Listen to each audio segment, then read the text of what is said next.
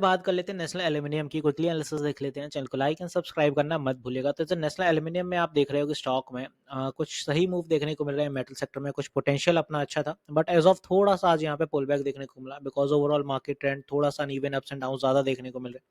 But as of अगर देखें तो मेटल सेक्टर में एक पोटेंशियल वापस से बनते हुए नजर आ रहा है, जस्ट बिकॉज ऑफ चाइना ने रेट कट्स किए इस वजह से।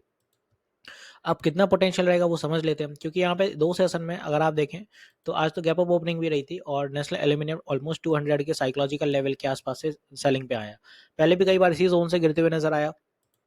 अगर आप ये पूरा जोन देखते हैं तो आपको थोड़ी क्लैरिटी आएगी कि भाई इस जोन के आसपास बड़े हैवी हर्डल्स होते हैं। यहाँ से पहले भी काफ़ी बार गिर चुका है, तो 200 का लेवल सस्टेन करने में दिक्कत होती है। As of for now stock वापस से एक पोटेंशियल पकड़ने की कोशिश कर रहा है। डेली टीएफ वापस से एक अप ट्रेंड में है, यहाँ मूविंग एवरेज का सपोर्ट बनते हुए नजर आया और चल गया है। वीकली टाइम फ्रेम भी यहाँ क्रॉस ओवर हो गया है मूविंग एवरेज का, और अगर इस जोन से आप एक ट्रेंड लाइन निकालते हैं इस टाइप से, तो आपको क्लैरिटी आ रही होगी कि भाई यहाँ पे ट्रेंड लाइन भी ब्रेक होकर बाउंस कर गया है। काफ़ी लंबे टाइम बाद ये ट्रेंड लाइन टूटी है आरएसआई पे भी, मतलब अप ट्रेंड की कुछ चांसेस तो बनते हैं अब। 1 RTF के अकॉर्डिंग देखें तो ओवरबॉट से थोड़ा सा स्लम्प आया, कुछ कूलिंग हो रही है। तो एज ऑफ फॉर नाउ अगर कल कोई कूलिंग रहती है तो ये स्टॉक छोटा सा गैप फिलिंग भी कर सकता है। अगर फॉलिंग हैगी तो ये जोन का गैप फिलिंग करता है तो 190 के आसपास स्टॉक अगर मिल रहा है तो बहुत सही है, बिकॉज यहाँ पे मे भी ज़्यादा फॉल तो नहीं आएगा, बट साइडवेज होके स्टॉक एक रैली करेगा तो 200 के ऊपर निकलने की कोशिश करेगा और 208 210 के टारगेट पकड़ने की कोशिश करेगा। फिलहाल इसी जोन में चलेगा स्टॉक, तो कोशिश करिएगा स्टॉक को पुल बैक्स पे पकड़े। यहाँ चलेगा, ये पुल बैक आएंगे, यहाँ कहीं पकड़िएगा ट्रेंड लाइन के करीब, फिर ऊपर चलेगा, फिर पुल बैक मारेंगे। इसी तरह से चलने वाला है नेस्ले एल्यूमिनियम में, और पहले भी कुछ इसी टाइप की फॉर्मेशन बनाता था।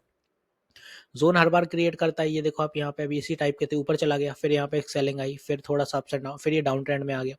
तो यहाँ पे देखें तो कुछ एलियट वेव की फॉर्मेशन भी अपन को बनती हुई नजर आ रही है। यहाँ भी कुछ यही फॉर्मेशन थी। तो ओवरऑल स्टॉक तो सही चल रहा है, स्टॉक में कोई कमी नहीं है। और जो मेटल सेक्टर में वापस से तेजी देखने को मिल रही है, करेक्शन भी आ गया है मेटल सेक्टर में ओवरऑल। तो मेटल सेक्टर बहुत अच्छा परफॉर्म फिर से करने के लिए अगर रेडी है, तो जितने भी स्टॉक्स हैं सारे को एक जो सपोर्ट जोन था उनका, और उस जोन से अगर थोड़ा सा अप ट्रेंड दिखाते हैं तो पोटेंशियल सारे स्टॉक में देखेंगे। टाटा स्टील भी अगर 170 सस्टेन करता है तो वहाँ भी तेजी आने लगेगी। सेम एज नेशनल एल्यूमिनियम भी अगर देखें 200 सस्टेन करता है तो यहाँ भी तेजी आने लगेगी, बिकॉज ये कुछ ऐसे हर्डल है जहाँ पे बड़े हैवी सेलिंग रहती है।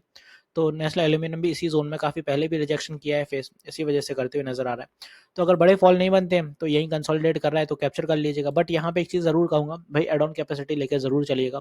ये नहीं है कि बल्क बाय इन्फ्यूज कर दिया और आपने बाय कर लिया, नहीं, मार्केट स्टिल अनसर्टेन हैगा।